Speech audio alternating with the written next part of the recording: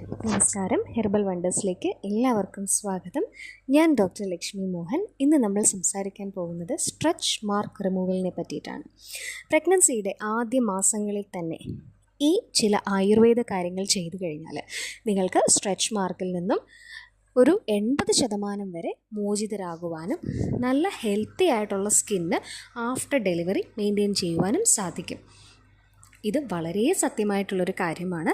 നിങ്ങൾ stretch mark വന്നതിന് ശേഷം അതിനെ പ്രതിരോധിക്കുവാൻ വേണ്ടി സ്ട്രെച്ച് മാർക്ക് റിമൂവൽ ക്രീമുകളും മറ്റ് വളരെ കോസ്റ്റ് കൂടിയിട്ടുള്ള ട്രീറ്റ്മെൻറ്റുകളും അതുപോലെ തന്നെ സ്ട്രെച്ച് മാർക്ക് റിമൂവൽ ക്രീംസിൻ്റെ കാര്യം എടുത്താൽ തന്നെയും വളരെയധികം കോസ്റ്റ് കൂടുതലാണ് എന്നുള്ളത് ഉപയോഗിച്ച് ശീലമുള്ളവർക്ക് അറിയാവുന്നതായിരിക്കും. അപ്പോൾ ഈ ഒരു മാർക്കറ്റ് എന്ന് പറയുന്നത് തന്നെ സ്ട്രെച്ച് മാർക്ക് റിമൂവൽ അല്ലെങ്കിൽ പോസ്റ്റ് പാർട്ടം കെയറിനുള്ള സാധനങ്ങൾക്കൊക്കെ തന്നെ വളരെയധികം കോസ്റ്റ്ലി ആയിട്ട് കാണുവാൻ സാധിക്കും.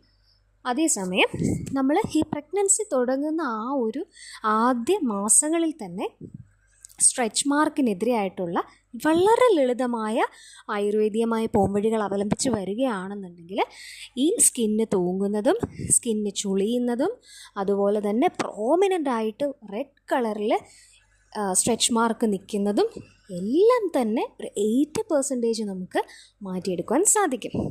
ഒരു അമ്മയാവുക എന്ന് പറയുന്നത് ഒരു സ്ത്രീയെ സംബന്ധിച്ചിടത്തോളം അവരുടെ ജീവിതത്തിലെ ഏറ്റവും വലിയൊരു മൈൽ സ്റ്റോണാണ്. അത് ഇമോഷണലി ആയിക്കൊള്ളട്ടെ, ഫിസിക്കലി ആയിക്കൊള്ളട്ടെ, അത് വളരെയധികം പ്രഷ്യസ് ആയിട്ടുള്ള ഒരു മൊമെൻ്റാണ്. ആ ഒരു 9 months എന്ന് പറയുന്നത് വളരെയധികം ബ്ലെസ്സഡ് ആയിട്ടുള്ള മന്ത്സാണ്, നിമിഷങ്ങളാണ്. ഓരോ അമ്മയുടെയും ശരീരത്തെ പറ്റി നമ്മൾ നോക്കുകയാണെന്നുണ്ടെങ്കിലും ആ ഒരു പ്രഗ്നൻസി, ഒരു കുഞ്ഞിനെ സംരക്ഷിക്കുന്ന ആ ഒരു പ്രക്രിയ, വളർത്തിക്കൊണ്ടുവരുന്ന ആ ഒരു പ്രക്രിയ അമ്മയുടെ ശരീരത്തിൽ ഏൽപ്പിക്കുന്ന ചില മുദ്രകളാണ് ഈ പറയുന്ന സ്ട്രെച്ച് മാർക്കൊക്കെ തന്നെ. അപ്പോൾ അതിന് ഒരിക്കലും ഒരു മോശമായി കാണേണ്ടതില്ല, ഒരു നെഗറ്റീവായിട്ട് കാണേണ്ടതില്ല. സൗന്ദര്യം പോകുന്നു എന്നൊന്നും ഒരിക്കലും തോന്നേണ്ട കാര്യമില്ല. That is A mark of, എന്താണ് പറയുക, ഒരു ബ്ലെസ്സഡ് മാർക്കാണ് ഈ സ്ട്രെച്ച് മാർക്ക്. എല്ലാവർക്കും ഉണ്ടാകും. സ്ട്രെച്ച് മാർക്ക് ഇല്ലാത്തവരായിട്ടൊന്നും അങ്ങനെ ആരും ഉണ്ടാവില്ല. പിന്നെ ചില ആളുകൾക്ക് അവരുടെ സ്കിന്ന് പൊതുവേ ഇങ്ങനെ സാഗി ആയിരിക്കും, ചുളിവുകൾ നിറഞ്ഞതായിരിക്കും ചില ആളുകൾക്കൊക്കെ. അങ്ങനെയുള്ളവരൊക്കെ എന്ന് പറഞ്ഞാൽ ആദ്യ സമയങ്ങളിൽ തന്നെ ഒരു ടീനേജ് കാലഘട്ടം മുതലേ സ്കിന്നൊക്കെ നന്നായി ഓയിലൊക്കെ തേച്ച് സംരക്ഷിച്ച് വരുന്നവരായിരുന്നുവെങ്കിൽ അവർക്ക് ആ ഒരു ബുദ്ധിമുട്ടുണ്ടാവാതെ അവരുടെ ഈ ഒരു ഫെർട്ടിലിറ്റി ഏജിൽ കൊണ്ടുപോകാൻ സാധിക്കുമായിരുന്നു. അപ്പോൾ ഇനിയുള്ളവർ അമ്മമാർ, ടീനേജിലൊക്കെ ഉള്ള പെൺകുട്ടികളുള്ളവരുടെ അമ്മമാർ ഈ ഒരു കാര്യം ശ്രദ്ധിക്കുകയാണെന്നുണ്ടെങ്കിൽ അവരുടെ പ്രായമാവുന്ന സമയത്ത്, അവരുടെ വുമൺഹുഡ് ഫെർട്ടിലിറ്റി സമയത്തൊക്കെ അവരുടെ സ്കിന്ന് ഹെൽത്തിയാക്കി വെക്കാൻ അവർക്ക് സാധിക്കുന്നതായിരിക്കും. അപ്പോൾ ഒരിക്കലും നിങ്ങൾ സ്ട്രെച്ച് മാർക്കിനെ പറ്റി അങ്ങനെ വറീഡായിട്ട് ചിന്തിക്കാൻ പാടില്ല. അതൊരിക്കലും ഒരു സൗന്ദര്യക്കുറവാണ് എന്നൊരിക്കലും ചിന്തിക്കാൻ പാടില്ല. ഇത് കേൾക്കുന്നതിൽ പുരുഷന്മാരുണ്ടെങ്കിൽ നിങ്ങൾ ഒരിക്കലും ചിന്തിക്കാൻ പാടില്ല. അപ്പോൾ സ്ട്രെച്ച് മാർക്കിന് നമുക്ക് എന്തൊക്കെയാണ് ആയുർവേദത്തിൽ ചെയ്യാൻ പറ്റുന്നതെന്നുള്ളതിലേക്ക് ഡയറക്റ്റായിട്ട് നമുക്ക് പോവാം. ആദ്യ മാസങ്ങളിൽ തന്നെ ചില ഓയിലുകൾ, നിങ്ങൾക്ക് സേഫായിട്ട് ഉപയോഗിക്കാൻ പറ്റുന്ന ഓയിലുകളാണ് പ്രധാനമായിട്ടും ഇതിനുള്ളൊരു പോംവഴി എന്ന് പറയുന്നത്. 80% തന്നെ നിങ്ങൾക്ക് ഇതിൽ നിന്നും ഒരു മോചനം ഉണ്ടാവാൻ സാധിക്കുന്നത് തന്നെയാണ്. ആ ചുവന്ന പ്രോമിനൻ്റായി നിൽക്കുന്ന സ്ട്രെച്ച് മാർക്കിൽ നിന്നൊക്കെ നിങ്ങൾക്ക് രക്ഷപ്പെടുവാൻ സാധിക്കും. ഈ സ്ട്രെച്ച് മാർക്ക് ഉണ്ടാവുന്നത് തന്നെ നമ്മൾ ബ്ലഡ് സർക്കുലേഷൻ അടിവയറ്റിലും അതുപോലെ തന്നെ തൈസിലും ബട്ടക്സിൻ്റെ 2 സൈഡുകളിലും എല്ലാമായിട്ട് ബ്ലഡ് സർക്കുലേഷൻ കൂടുകയും അതുപോലെ തന്നെ സ്കിന്ന് വലിയുകയും ചെയ്യുമ്പോൾ സ്കിന്നിന് 3 ലെയേഴ്സ് ഉണ്ട്. അതിൽ നടുവിലത്തെ ലെയർ അങ്ങ് അതിൽ ചില ഭാഗങ്ങളിലൊക്കെ ടിയറിങ് സംഭവിക്കും. അപ്പോൾ അങ്ങനെയാണ് ഈ ഒരു റെഡ് കളറൊക്കെ വന്നിട്ട് ഞരമ്പുകൾ തടിച്ച് നിൽക്കുന്നത് പോലെ, അതുപോലെ തന്നെ വളരെയധികം ഇച്ചിങ്, ഒരു പാൻറ് അല്ലെങ്കിൽ അണ്ടർ ഗാർമെൻറ്റ്സ് ഒക്കെ ഇടുമ്പോൾ അത് ഇലാസ്റ്റിക് പോലും നിങ്ങൾക്ക് സഹിക്കാൻ പറ്റാത്ത രീതിയിൽ ചൊറിച്ചിലുണ്ടാവുകയും ഒക്കെ ചെയ്യുന്നത് ഇതുകൊണ്ടാണ്. അപ്പോൾ ഓരോ സെൽസും ശരീരത്തിലെ സ്കിന്നിൻ്റെ ഓരോ സെൽസും നല്ല നറിഷ്ഡ് ആയിട്ടിരിക്കുകയാണെന്നുണ്ടെങ്കിൽ ഈ ഒരു പ്രശ്നം നിങ്ങൾക്ക് ഉണ്ടാവത്തില്ല. ഇപ്പോൾ സ്ട്രെച്ച് മാർക്ക് വന്നതിന് ശേഷം നമ്മൾ അതിനുള്ള പോംവഴി അന്വേഷിച്ച് നടക്കുകയാണെന്നുണ്ടെങ്കിൽ അത് വളരെ കോസ്റ്റ്ലിയാണ്. ഇപ്പോൾ നിങ്ങൾക്ക് സ്ട്രെച്ച് മാർക്ക് ക്രീമുകളൊക്കെ മാർക്കറ്റിൽ അവൈലബിൾ ആണ്, ഹൈലി കോസ്റ്റ്ലിയാണ്. നിങ്ങൾക്ക് നോക്കിയാൽ അറിയാം.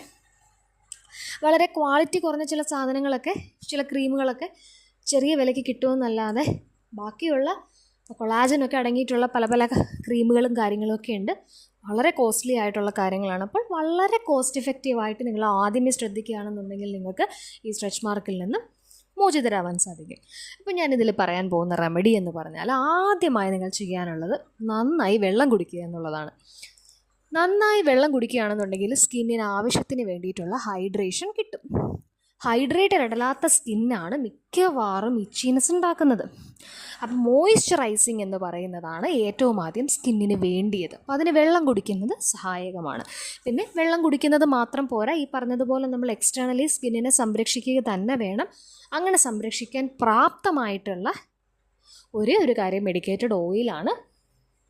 ഒരുപാട് ആയുർവേദ ഔഷധങ്ങൾ ഉപയോഗിച്ച് തയ്യാർ ചെയ്തിട്ടുള്ള ഓയിൽ നമ്മൾ ഉപയോഗിക്കുമ്പോൾ സ്കിന്നിൻ്റെ എല്ലാ ലെയറിനും വേണ്ടിയിട്ടുള്ള പോഷകങ്ങൾ, അതിനെ ഹെൽത്തി ആയിട്ട് വെക്കാനുള്ള എല്ലാ സാമഗ്രികളും ഈ സ്കിന്നത് അബ്സോർബ് ചെയ്തെടുക്കും. അങ്ങനെ നിങ്ങളുടെ സ്കിന്ന് അതിൻ്റെ നിറമൊന്നും മങ്ങിപ്പോവാതെ അതിൻ്റെ ഹെൽത്ത്, നിറത്തേക്കാൾ പ്രധാനം ഹെൽത്താണ്. അപ്പോൾ നിറമെന്ന് ഞാൻ ഉദ്ദേശിക്കുന്നത് ഏത് കളറിലുള്ളവരായിരുന്നാലും അവരുടെ സ്കിന്നിനൊരു ഹെൽത്തി ടെക്സ്ചറും ഹെൽത്തി കളറും ഉണ്ടായിരിക്കും, ഏത് നിറത്തിലുള്ളവരായിരുന്നാലും. അപ്പോൾ ആ ഒരു ഡിസ്കളറേഷൻ ഒന്നും അവിടെ വരാതെ, മിക്കവാറും സ്ട്രെച്ച് മാർക്കുള്ളവരെ ശ്രദ്ധിച്ചാൽ കാണാം, അവർക്ക് ആഫ്റ്റർ ഡെലിവറി ആണെങ്കിലും ആ സ്ട്രെച്ച് മാർക്ക് പോയതിന് ശേഷം അവിടെ റെഡ് കളറിൽ കുത്തുകൾ പോലെയൊക്കെ ചിലർക്ക് ഉണ്ടാവാറുണ്ട്. അങ്ങനെയൊന്നും ഒരു ഡിസ്കളറേഷൻ ഉണ്ടാവാതെ പരിരക്ഷിക്കാൻ വേണ്ടിയിട്ട് ഈ ഒരു പ്രഗ്നൻസിയുടെ ആദ്യ വീക്കിൽ തന്നെ നിങ്ങൾ ഈ ഒരു റെമഡി ഫോളോ ചെയ്ത് കഴിഞ്ഞാൽ സാധിക്കുന്നതായിരിക്കും. അപ്പോൾ ഏത് തരത്തിലുള്ള എണ്ണകൾ ഉപയോഗിക്കാം. ഇതിന് പ്രത്യേകിച്ച് നിങ്ങൾ ഒരു കൺസൾട്ടേഷനോ കാര്യങ്ങളോ ഒന്നും എടുക്കേണ്ട കാര്യമില്ല. നോർമലായിട്ടുള്ളവർക്ക് കേട്ടോ, വേറെ ഹെൽത്ത് കൺസേൺസ് ഒന്നും ഇല്ലാത്തവരാണെങ്കിൽ, ടോട്ടലി ഹെൽത്തി ആയിട്ടുള്ള ആൾക്കാരാണെങ്കിൽ നിങ്ങൾക്ക് ഞാൻ ഈ പറയാൻ പോകുന്നതിൽ ഏത് ഓയിൽ വേണമെങ്കിലും ധൈര്യമായിട്ട് യൂസ് ചെയ്യാവുന്നതാണ്. നിങ്ങൾക്ക് തന്നെ സ്വയം വാങ്ങി ഉപയോഗിക്കാവുന്നതാണ്. എന്തെങ്കിലും ഹെൽത്ത് കണ്ടീഷൻസോ സ്കിന്നിന് എന്തെങ്കിലും പ്രോബ്ലംസോ അലർജിയോ ഒക്കെ ഉള്ളവരാണെന്നുണ്ടെങ്കിൽ നിങ്ങൾ തീർച്ചയായിട്ടും കൺസൾട്ട് ചെയ്തതിന് ശേഷം നിങ്ങൾക്ക് അനുയോജ്യമായിട്ടുള്ള, നിങ്ങളുടെ ബോഡി കോൺസ്റ്റിറ്റ്യൂഷനും സ്കിന്നിൻ്റെ ഹെൽത്തിനും അനുയോജ്യമായിട്ടുള്ളൊരു ഓയിൽ തന്നെ വേണം നിങ്ങൾ തിരഞ്ഞെടുക്കാൻ വേണ്ടിയിട്ട്. ഇത് ഫുൾ ബോഡി നിങ്ങൾക്ക് അപ്ലൈ ചെയ്യാൻ പറ്റും. പ്രത്യേകിച്ചും ഫുൾ ബോഡി അപ്ലൈ ചെയ്യാൻ പറ്റാത്തവരാണെങ്കിൽ ഈ നമ്മളെ സ്ട്രെച്ച് മാർക്ക് വരാൻ സാധ്യതയുള്ള ആ ഏരിയാസിലെല്ലാം ആദ്യ മാസങ്ങളിൽ തന്നെ ഇത് നന്നായി അപ്ലൈ ചെയ്ത് കൊടുത്താൽ മാത്രം മതിയാകും. പിന്നെ പറയാൻ പോകുന്ന ഓയിൽസ് എന്തൊക്കെയാണെന്ന് വെച്ചാൽ നാൽപ്പാമരാതി തൈലം, അതുപോലെ ആക്ഷാദി തൈലം, പിന്നെ ത്രിഫല തൈലം, കുങ്കുമാതി തൈലം. ഈ ഒരു 4 തൈലങ്ങളിൽ ഇത് പ്രഗ്നൻസിയുടെ ആദ്യ മാസങ്ങളിൽ തന്നെ യൂസ് ചെയ്ത് തുടങ്ങാൻ വേണ്ടിയിട്ട് ശ്രദ്ധിക്കണം. ഈ ഒരു ഏത് ഓയിൽ വേണമെങ്കിലും നിങ്ങൾക്ക് സെലക്ട് ചെയ്യാം. ഇപ്പം ഞാൻ പറഞ്ഞതുപോലെ തന്നെ നിങ്ങളുടെ കോൺസ്റ്റിറ്റ്യൂഷൻ നോർമലായിട്ടുള്ള ഒരു ഹെൽത്തി ഇൻഡിവിജ്വൽ ആണെന്നുണ്ടെങ്കിൽ ഇതിലേത് വേണമെങ്കിലും സെലക്ട് ചെയ്തെടുക്കാൻ പറ്റും. ഇപ്പം നാൽപ്പാമരാതിയിലൊക്കെ കുറച്ചും കൂടി സ്കിന്ന് മഞ്ഞൾ അടങ്ങിയിട്ടുള്ളത് കൊണ്ട് അതിൻ്റെ ഒരു സ്കിൻ ബ്രൈറ്റനിങ് ഇഫക്റ്റും കൂടെ കിട്ടും. ലാക്ഷാദി തൈലം എന്ന് പറയുന്നത് സ്കിന്ന് ബ്രൈറ്റനിങ് പ്ലസ് ബ്ലഡ് പ്യൂരിഫിക്കേഷനാണ്. അപ്പം അങ്ങനത്തെ കൺസേൺ ഒക്കെ ഉള്ളവരാണെന്നുണ്ടെങ്കിൽ ഇത് യൂസ് ചെയ്യാം. എല്ലാ ഓയിൽസിൻ്റെയും, ഈ പറഞ്ഞ എല്ലാ ഓയിൽസിൻ്റെയും ബേസിക് പ്രോപ്പർട്ടി എന്ന് പറയുന്നത് മോയ്സ്ചറൈസേഷനാണ്. സ്കിന്ന് നല്ല മോയ്സ്ചറാക്കി വയ്ക്കുക. അതുകൊണ്ട് തന്നെ നിങ്ങൾക്ക് ഇച്ചീനെസ് ഒന്നും വരത്തില്ല. പിന്നെ എന്തെങ്കിലുമൊക്കെ സ്കിന്നിന് ഡാമേജുകൾ ഉണ്ടെന്നുണ്ടെങ്കിൽ അതൊക്കെ മാറ്റുകയും ചെയ്യും. പിന്നെ വേറെ എന്തെങ്കിലും സ്കിൻ റിലേറ്റഡോ അല്ലെങ്കിൽ ഹെൽത്ത് ഇഷ്യൂസൊക്കെ ഉള്ളവരാണെന്നുണ്ടെങ്കിൽ കൺസൾട്ട് ചെയ്തതിന് ശേഷം മാത്രം നിങ്ങൾക്ക് അനുയോജ്യമായിട്ടുള്ളൊരു ഓയിൽ തിരഞ്ഞെടുക്കുന്നതായിരിക്കും നല്ലത്. പക്ഷേ നിങ്ങൾ അനുയോജ്യമായൊരു ഓയിൽ ആദ്യ മാസങ്ങളിൽ മുതലേ തേച്ച് തുടങ്ങുകയാണെന്നുണ്ടെങ്കിൽ നിങ്ങൾക്ക് സ്ട്രെച്ച് മാർക്കിൽ നിന്നും രക്ഷപ്പെടാൻ സാധിക്കുമെന്നുള്ളത് ഗ്യാരണ്ടിയാണ്.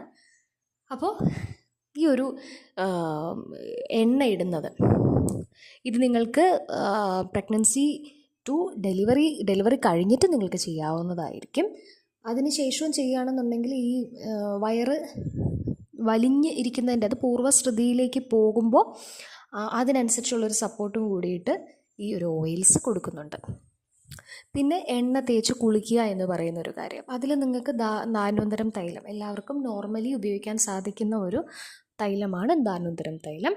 ഇത് ധാന്വന്തരം തൈലം ഉപയോഗിച്ച് കുളിക്കുന്നതും ഈ പറഞ്ഞതുപോലെ സ്കിന്ന് വലിയുമ്പോഴുണ്ടാവുന്ന മസ്കുലാർ ടോണിനുണ്ടാവുന്ന ഡിഫക്റ്റുകൾ, അതായത് ഡയാസ്റ്റാറ്റിസ് റെക്റ്റിയൊക്കെ ചില ആളുകൾക്ക് വരാൻ സാധ്യതയുണ്ട്. ഓൾറെഡി ഒബീസ് ആയിട്ടൊക്കെയുള്ള ആൾക്കാരാണെന്നുണ്ടെങ്കിൽ പൊതുവേ കുറച്ച് അബ്ഡോമിനൽ മസിൽസിൻ്റെ സ്ട്രെങ്ത് ഒക്കെ കുറവായിരിക്കും. അപ്പോൾ അങ്ങനെയുള്ളവർക്കൊക്കെ ഒന്ന് വെയിറ്റ് മാനേജ് ചെയ്തതിന് ശേഷം പ്രഗ്നൻസിയിലേക്ക് പോകുന്നതായിരിക്കും നല്ലത്. പക്ഷേ അങ്ങനെയല്ല, കൺസീവ് ആയവരാണെന്നുണ്ടെങ്കിൽ അവരുടെ അബ്ഡോമിനൽ മസിൽസിനെയൊക്കെ നന്നായി സ്ട്രെങ്തൻ ചെയ്യാൻ വേണ്ടിയിട്ട് ഈ ഒരു ധാന്വന്തരം തൈലം കൊണ്ടുള്ള കുളിക്കുന്നത് തേച്ച് ഒരു അരമണിക്കൂറെങ്കിലും കഴിഞ്ഞിട്ട് കുളിക്കുന്നത് വളരെ ഹെൽപ്ഫുള്ളായിരിക്കും. ഇത് നിങ്ങൾക്ക് ആഫ്റ്റർ ഡെലിവറിയും ചെയ്യാം. മൈനറായിട്ടുള്ള എക്സസൈസുകളും കൂടി ഇതിൻ്റെ ഒപ്പം ചെയ്യുകയാണെന്നുണ്ടെങ്കിൽ ആ ഒരു മസിൽ വീക്ക്നെസ് ഉണ്ടാവാതെ മസ്കുലർ ടെൻഷനൊക്കെ ഒഴിവാക്കി വളരെ കൃത്യമായി ആരോഗ്യകരമായി നിങ്ങൾക്ക് മുന്നോട്ട് പോകാൻ വേണ്ടിയിട്ട് സാധിക്കും. പിന്നെ വയറിൽ വേറെന്തെങ്കിലും ബട്ടർ, പാൽപ്പാട ഇങ്ങനെ എന്തെങ്കിലുമൊക്കെ അപ്ലൈ ചെയ്യണോ എന്ന് ചിലർ ചോദിക്കാറുണ്ട്. ഓയിൽ നോർമലി ഈ പറഞ്ഞതുപോലെ ഉപയോഗിക്കുന്നവരാണെന്നുണ്ടെങ്കിൽ മറ്റ് ഓപ്ഷൻസിലേക്ക് നിങ്ങൾക്ക് ചിന്തിക്കേണ്ട ആവശ്യമില്ല. ഈ ഒരു ഓയിൽ ഇടുന്ന ആ ഒരു കാര്യം മാത്രം നിങ്ങൾ മുന്നോട്ട് കൊണ്ടുപോയാൽ മതിയാകും. ഓയിലിടാൻ പറ്റാത്തവരാണെന്നുണ്ടെങ്കിൽ മാത്രം പാൽപ്പാട, ബട്ടർ, തൈര്, ഇവയൊക്കെ കട്ടത്തൈരാണ് ഉപയോഗിക്കേണ്ടത്. അതും നിങ്ങൾ വീട്ടിലുണ്ടാക്കിയ തൈര് തന്നെ ഉപയോഗിക്കാൻ ശ്രദ്ധിക്കണം. വേറെ കെമിക്കൽസ് ഒന്നും ചേർക്കാത്ത നല്ല തൈര് തന്നെ ഉപയോഗിക്കാൻ ശ്രദ്ധിക്കണം. ഇത്രയും മാത്രം മതിയായിരിക്കും. അപ്പോൾ ഈ ഒരു വീഡിയോ നിങ്ങൾക്ക് എല്ലാവർക്കും ഉപകാരപ്രദമായി എന്ന് ഞാൻ വിശ്വസിക്കുന്നു. മറ്റുള്ളവരിലേക്ക് കൂടി എത്തിക്കുക. സംശയങ്ങളുള്ളത് കമൻറ്റായി ചോദിക്കാം, അതിന് റിപ്ലൈ തരുന്നതായിരിക്കും. അപ്പോയിൻമെൻറ്റ്സ് വേണ്ടവർക്ക് കോൺടാക്റ്റ് ചെയ്യാം. ഡീറ്റെയിൽസ് ഡിസ്ക്രിപ്ഷൻ ബോക്സിലുണ്ട്. വീണ്ടും കാണാം. നന്ദി.